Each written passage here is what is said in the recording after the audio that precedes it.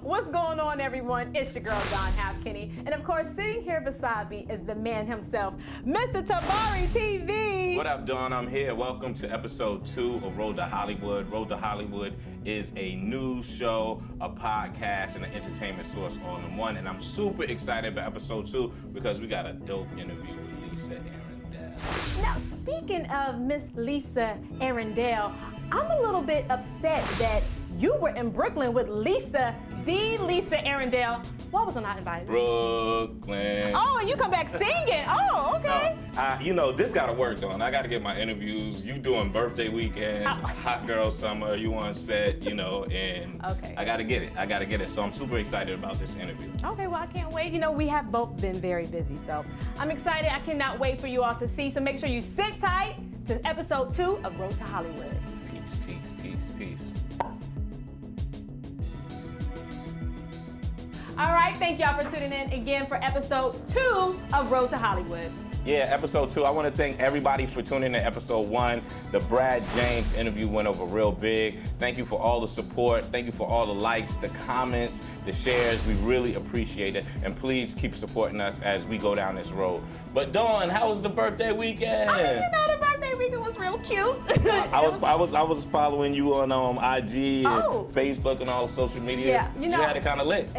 I have to give a major shout out to my girls. We did a girls trip. We did a concert. Where'd you go? It was a Meek Mill concert. So it was Meek Mill, it was Future, and it was, of course, my girl Meg. That's my cousin since she's from Texas. Right, y'all, so we just pulled up to Solaris. Look, we all here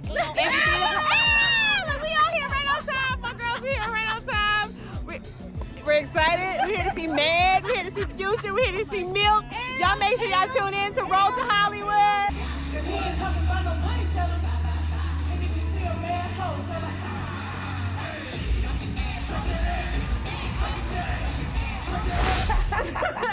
Hey girl, hey Meg. That is your girl, man. I saw it looked like you had a really good time, and happy birthday. Yes, thank you. Virgo's roll. Yeah, we had a really good time. That's what's up, man. But enough about me and my birthday, Tab.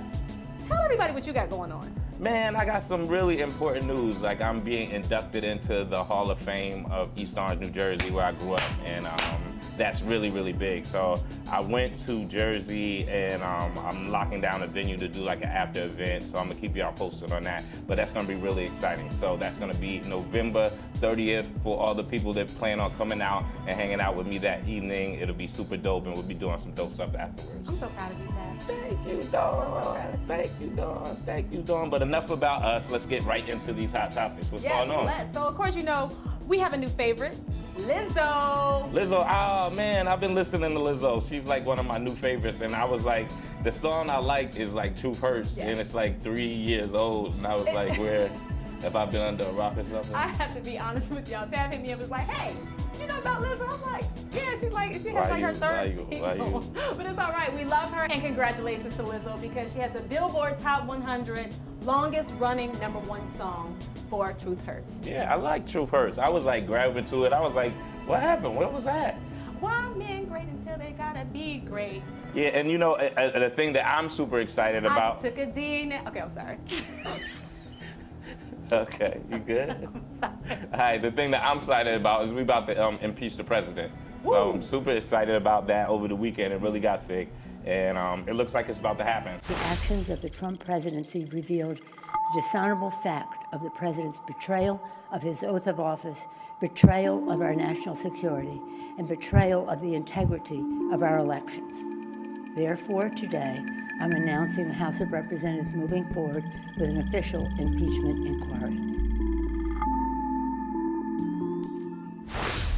I will keep everybody posted on that. We're going to get some professionals. They're going to jump in here with us and talk about all this impeachment talk, but I'm super excited about that. One thing I just have to say is that it's very important that everyone who is able to vote, because our next president, whoever the president is, whoever you like and vote for, whatever situation is, just make sure that our president is for the people. And yeah, for the people, but like we about to get Donald Trump up out of here. So I ain't gonna be all long-winded about it, you know what I'm saying? I ain't gonna be long-winded about it, but we about to get him up out of here. Yeah, so let's just reset the energy and everybody stay tuned for this awesome interview with Lisa Arrindell. Lisa! Love you!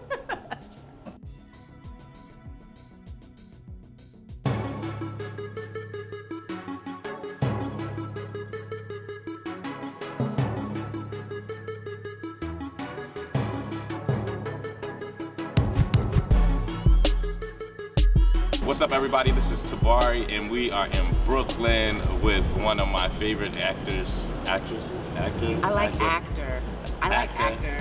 On the Road to Hollywood podcast, part of this. I'm super excited.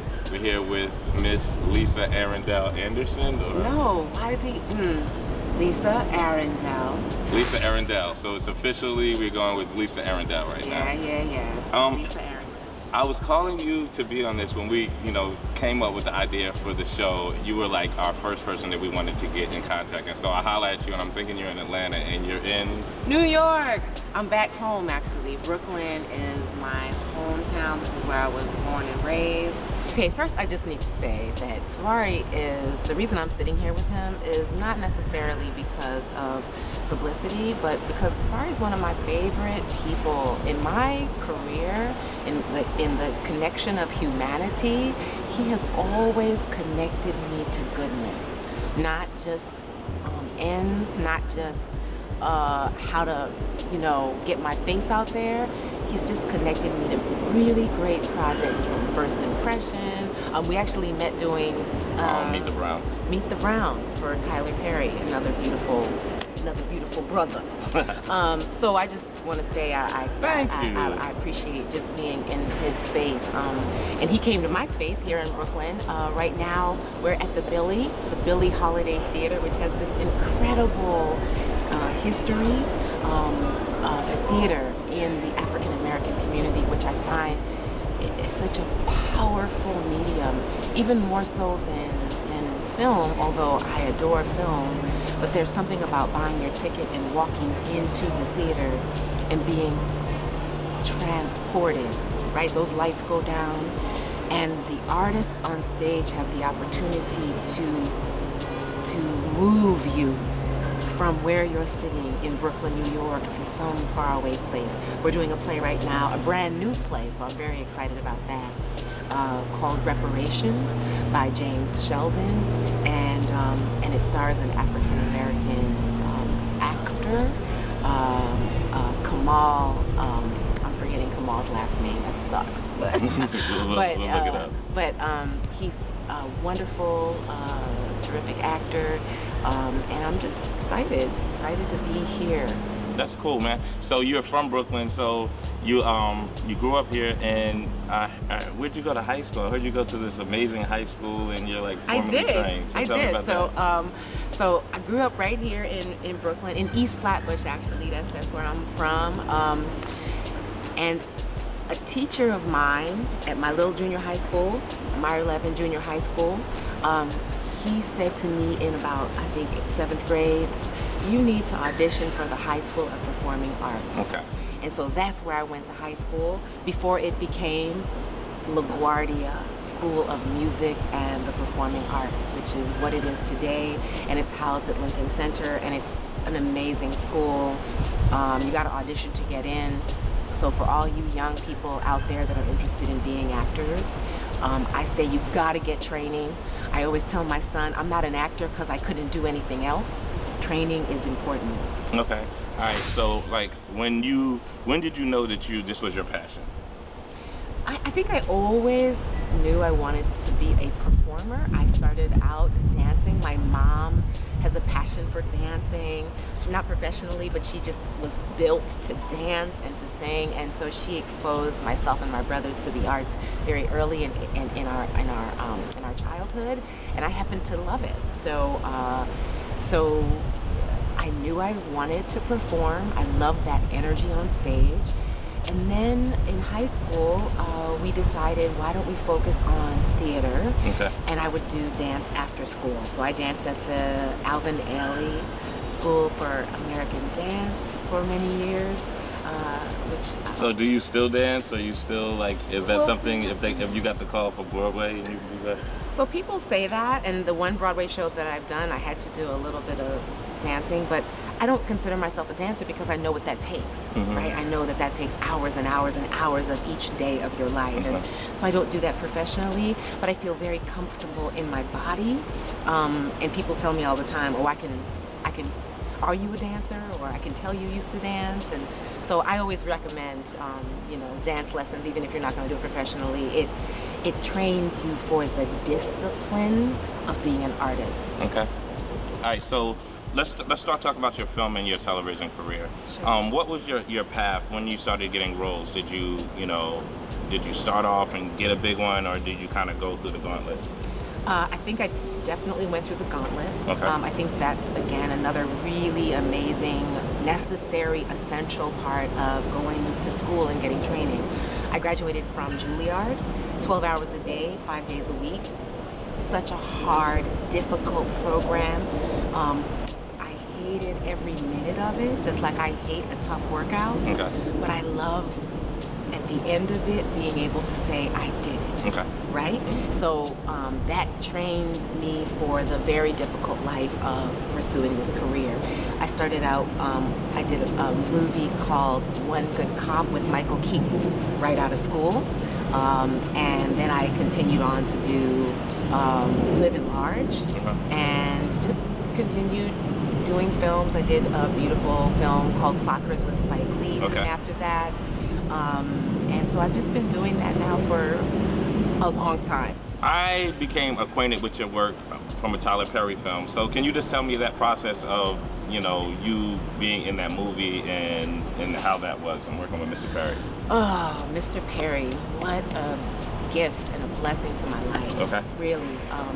I think that was the first job that I had, and by then I'd already been acting, I think, 10 years, where I understood I was put together by God to act, that's what I was fashioned to do.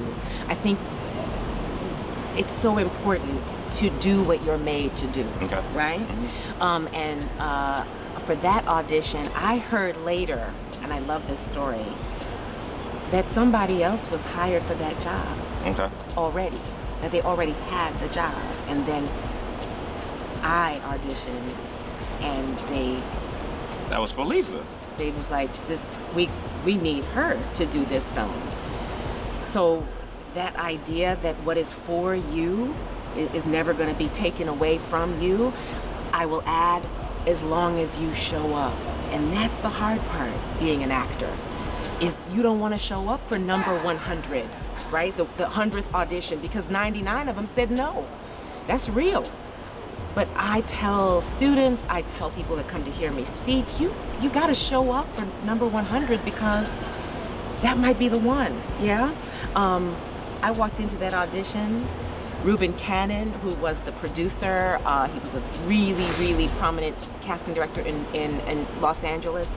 He remembered me from Los Angeles. Mr. Cannon, he casted Color Purple. Yeah, he did that little thing. And he said, I need you to read this role because I came in to do something smaller. And he said, no, I want you to read this. I went in, he did a callback with me. We were in 3 different rooms. They kept moving us. They were doing construction on site. So they said, no, you can't be in this room. We went to another room. We started the audition. No, you can't be in this room. He had to cut the camera. We started another audition.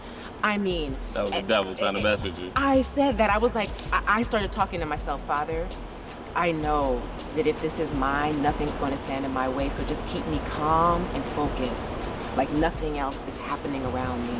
Because literally, they moved us through the casting office where there were lots and lots of people, and it was just lots of noise, yeah, to come and discourage.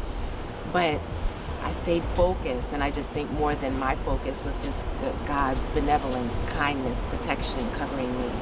And then I was blessed by that job and by that writing, and we did I think a beautiful thing. I think you did. People still knock me down on the street. Can I have a hug? I love that. I love that it's not, can I have an autograph, but hey, can I have a hug? Because something in that storytelling made people feel like we knew their life. And I think that's my desire as a filmmaker, is that I want to tell stories that make you believe that I've read your mail, right? That I see you, that I've been you, that you're not alone, that you're not alone. That's super dope. So I'm gonna tell you a story. So at this, There was a big poster, like, so at the studio they have like scenes of all of these different movies, and there was a big poster of you. I used to be like, I can't wait to meet her, I can't wait to meet her. And then Lakeisha knew that, my partner, shout out to Lakeisha Fleming that was at the studio. Hey, and Lakeisha. She knew that I liked you, and we could swap who we had on our team, you know what I'm saying? So I would have you, I would cater you through the whole day. And we wind up, you know, I wound up working with you, and we had a cue in the back of a set, and that's when we got to talking, because we were sitting on the Apple box for like mad hours just on your cue just to go in there. So you, since then, you've gone on to do some dope stuff. We worked on a couple of movies. You starred in one of my movies, Probable Cause. All right, energy up and action. Garner, you were the first officer on the scene. Why don't you bring everyone up to speed? 911 dispatched us to the location at 12:26 a.m. A neighbor noticed the door cracked, peeked in, and saw a body on the floor. We entered the premises and noticed an adult black male, 25 to 30, on the floor. Close to him was a black female, 20 to 25. She was found on the sofa. We also recovered 2 more bodies in the basement. Black male and a Hispanic female, both in their mid-20s. And we also, that was like an awesome thing. I got jammed up, and both times I got jammed up. Oh God, like Lord Jesus. In First Impression, we called you at the last moment, and we had to change the whole movie around, and you came, and that was just an awesome thing that you did for me, and an awesome thing you did for the team, and we really, really appreciated that. This girl, she's special. Her name's Imani, with 2 eyes. I did meet a guy at Jazzy's. Did you tell her? Tell her what? That you're broke. Staying ready. That's very important, because sometimes you'll get the call the night before, and you have to be ready. You can't be, oh, I gotta get ready, or no, you gotta be ready, and ask God to help you remember the lines. You gotta ask him, Lord, I need you to put them in my head. There was another thing that I wanted to kind of mention. You have resonated with a lot, not just like industry, but especially with like young female actresses.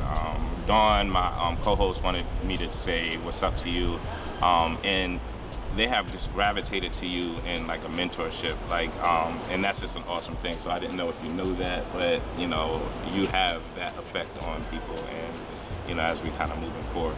I appreciate that so much, because I feel like the acting thing, it's a beautiful, beautiful gift, but the human thing is what we're engaging in every second, and so I can't live separate lives. I don't want to be a human here and be the actor here. No, I'm one.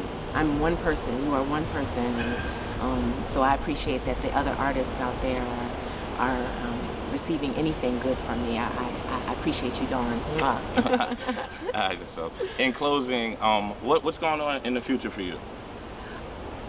Opening Reparations. We open October 24th, and we go through November 24th. And I'm gonna be on an episode. I just finished doing an episode of Bull on CBS, and God is sending stuff, and he never tells me what it's gonna be. I just say thank you, thank you, thank you. All right, thank you so much. This was an awesome opportunity to come down here and hang out with Lisa in Brooklyn. Thank you very much for being on this episode of Road to Hollywood. Thank you.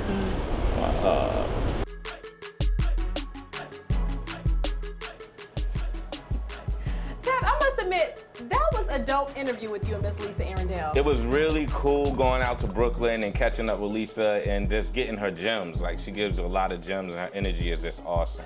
She is an amazing woman. And I know I threw you shade earlier, but I'm giving props where props is due. All right, thank you very much, Dawn. Thank you. And thank you all again for tuning in to episode 2 of Road to Hollywood. Make sure you like, subscribe, comment, share, all of the above. Yeah, it all helps at the end of the day. So thank you very much, and tune in next time to the next episode of Road to Hollywood. Peace. Bye-bye.